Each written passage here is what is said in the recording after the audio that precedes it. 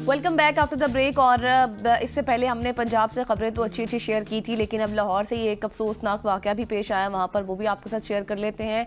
जहाँ orthopaedic ward की जो नई लिफ्ट है उसके गिरने से बहुत सी नर्सें जो है वो ज़ख्मी हो चुकी हैं और 8 अफराद भी ज़ख्मी हुए हैं।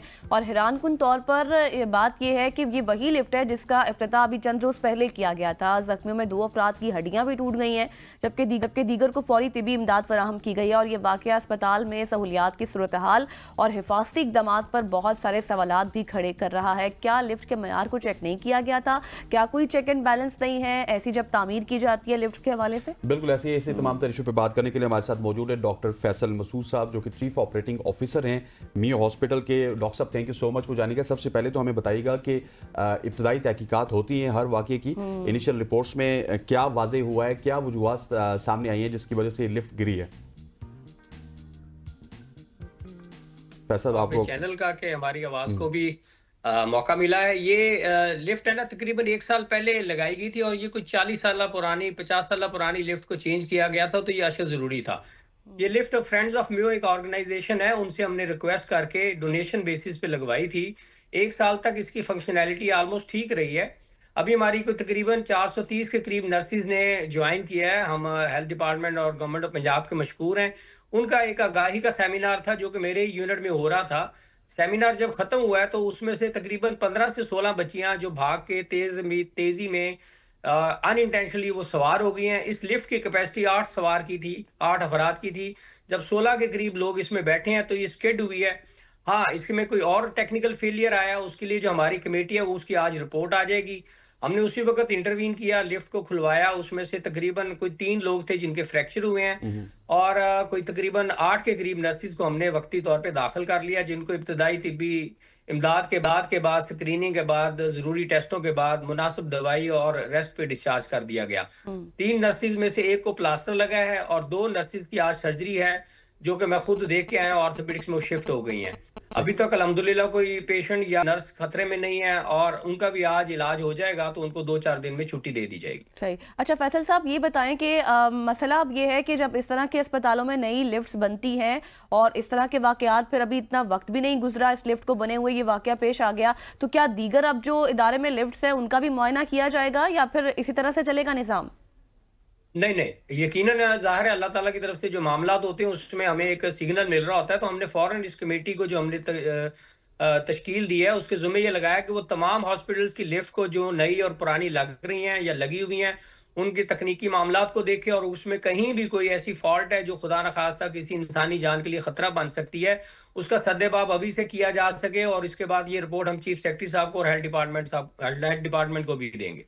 ठीक हो गया फैसल साहब, उम्मीद करते हैं कि इस तरह के जो वाक़यात हैं वो आगे नहीं होंगे। Thank you so much for joining us chief operating officer Mayo hospital Faisal sahab हमारे थे। ख़वातीन व ज़ात, इसके बाद बढ़ते हैं और एक ऐसी स्टोरी है जिसके हवाले से इस्लामाबाद में जो भी सुनता है उसका दिल दहल जाता है। इस्लामाबाद में एक और दिल दहला देने वाला वाक़या सामने आया, जहाँ पर 4 साला मासूम बच्चे हमाद के साथ ज़्यादती का मुकदमा अदालत में ज़ेर समाअत है। और इस संगीन मामले पर आज बात करेंगे।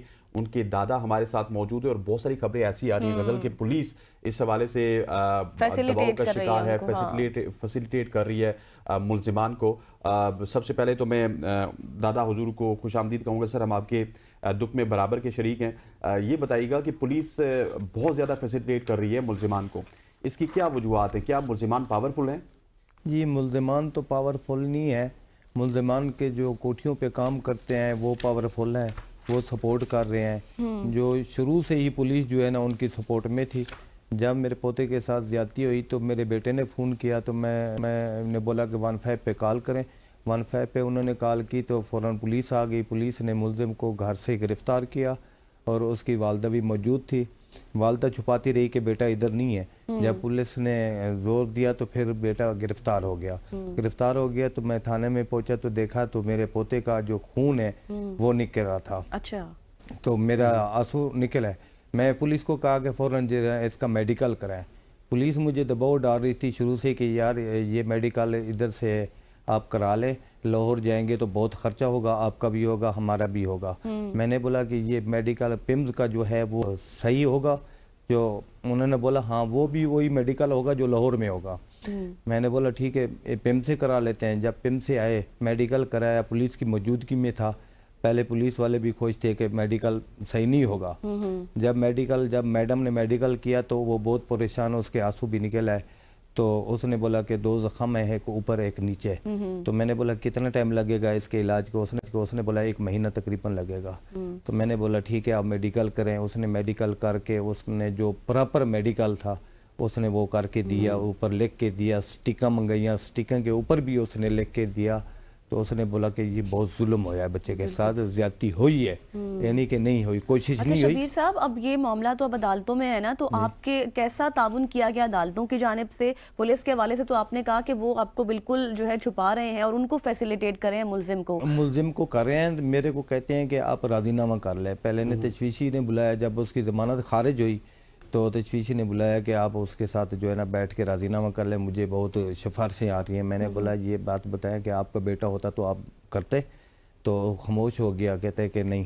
میں نے بولا پھر آپ اس معاملے سے ہٹ جائیں.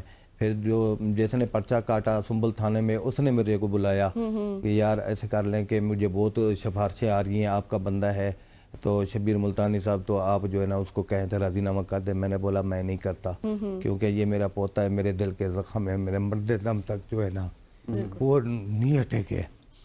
تو اس بات پہ دیکھنا اللہ تعالیٰ آپ کو, میں نے اس کو منع کر دیا.